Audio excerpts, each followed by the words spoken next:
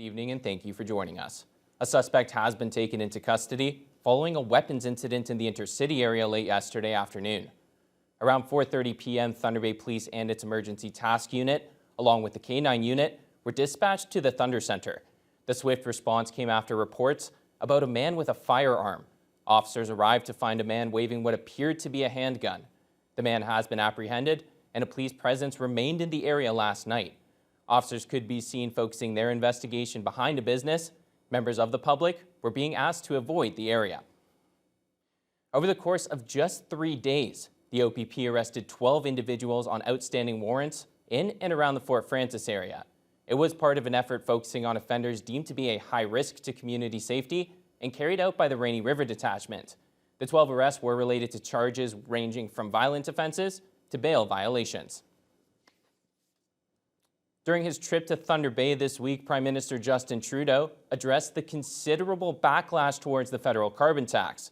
The Liberal leader stressed his belief that programs are in place to assist the most affected Canadians. The carbon tax is meant to be an incentive encouraging Canadians away from fossil fuels. Some, like Conservative leader Pierre Poilievre, have argued it disproportionately affects those heating their homes in northwestern Ontario. That was the aim of his visit to Thunder Bay in January. During Trudeau's time in the city, he pointed to grant funding programs meant to alleviate some stress on Canadians. The upfront cost is significant, particularly for low-income families. Even though it pays for itself in the savings over the course of a few years or a decade, that upfront cost is a barrier, which is why we've created a heating oil to heat pump program nationally that is there to support people so that they can get that capital investment that they can then pay off over the years. The federal tax was first implemented by the Liberal government in 2019. Ensuring Thunder Bay is ready to respond to extreme forest fire situations.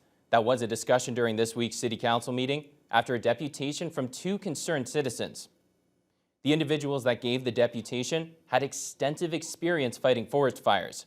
There are greater concerns for the 2024 season as the Northwest is coming off what's been an incredibly mild winter. Officials in the region are considering a number of factors when estimating the severity of the upcoming season. That includes how much rain we get in the spring and how fast the snow melts. City Manager Norm Gale pointed to Thunder Bay's emergency control group that's always considering the safety measures during a disaster.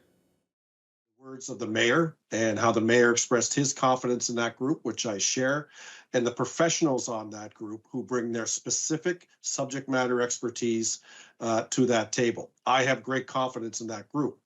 That doesn't mean, however, we can avoid calamities or that a disastrous situation will be handled easily. Neither is the case, and that we heard from the deputants as well. Ontario's 2023 season saw more than 700 forest fires. We head east now for a massive $60 million provincial funding announcement that happened in Timmins, going towards the Forest Biomass Program. It's meant to support projects that harvest more wood from Crown forests and boost the northern economy. CTV's Lydia Shabak reports. We do use biomass in here already. Jenny Milson is a second-generation business owner in Timmins. She's the president of Milson Forestry Service. My parents started Milson Forestry back in 1980. They started just with growing trees. We've planted trees, done site prep, we've harvested, we have a seed extraction facility. So we have expanded in and out of a lot of different things over the years, but mainly in the realm of forestry.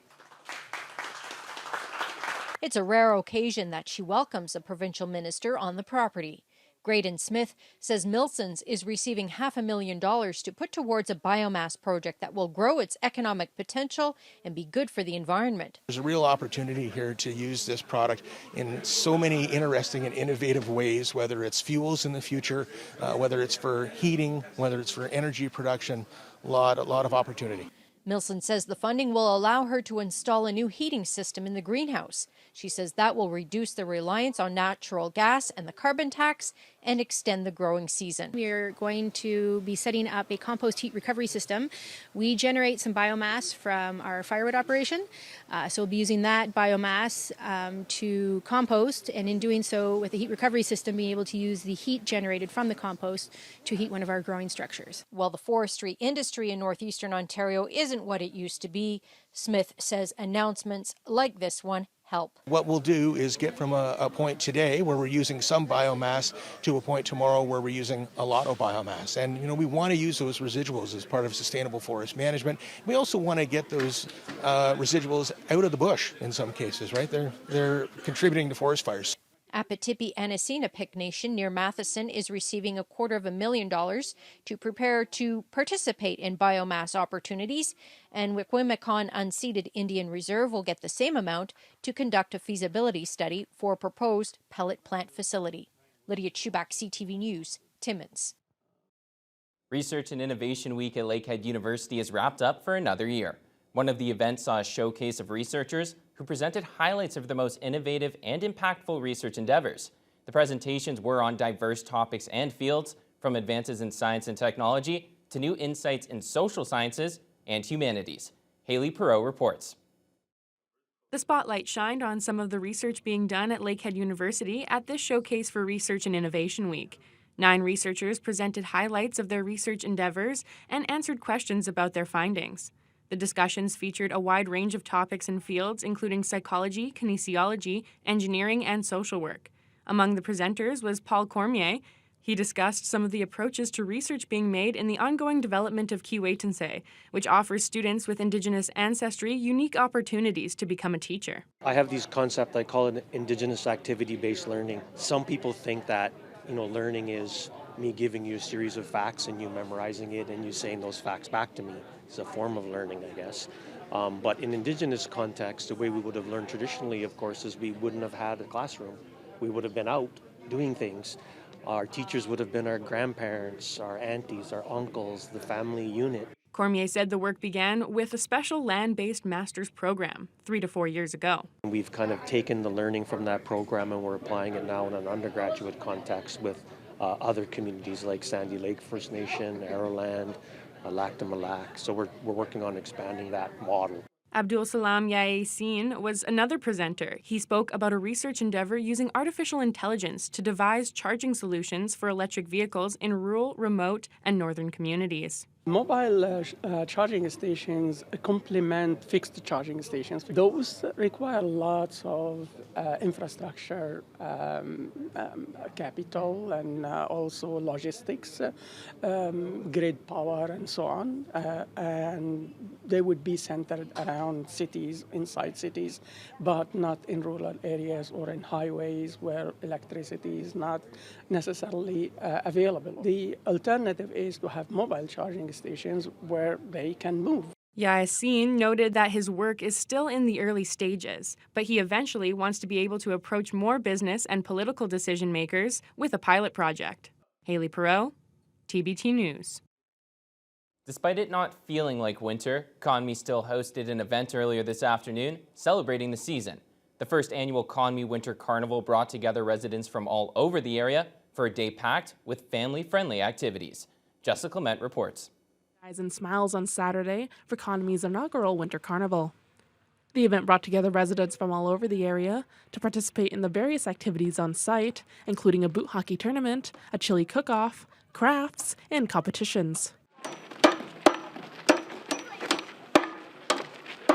Conmi Mayor Sheila Maxwell says they haven't hosted a Winter Carnival event in 20 years, and she's glad to finally bring it back. This is wonderful. I love this. Being out here in the rural communities, it's so nice because we all are one. It's not just this community. We're all one we're all one big community.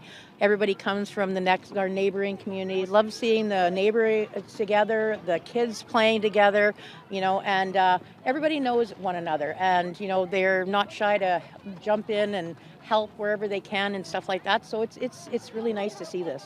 Conmi had a minimal amount of snow due to the warmer season, and Maxwell says the spring-like conditions ended up affecting a couple activities. So our snow sculptures went down to snow painting. So we, put some spray bottles out in the snow for the kids to spray.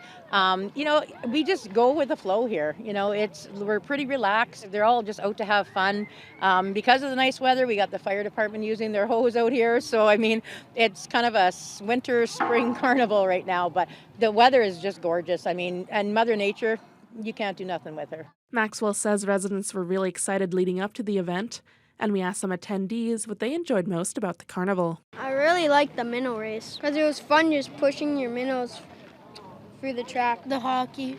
I like watching the hockey. The no drive, because I like hammering stuff, and sometimes I even help my dad build stuff. The minnow. It was so fun that I won. Well, it's nice to see that there's more than just our community here. People come from as far as Nipigon from town to play the boot hockey. It's nice to see that something like this out here gets supported, because without support with events like this, they don't happen. So it's nice to see that everybody comes out to make it a good gathering. With how well this weekend's turnout was, Maxwell is hoping to make the Winter Carnival an annual tradition.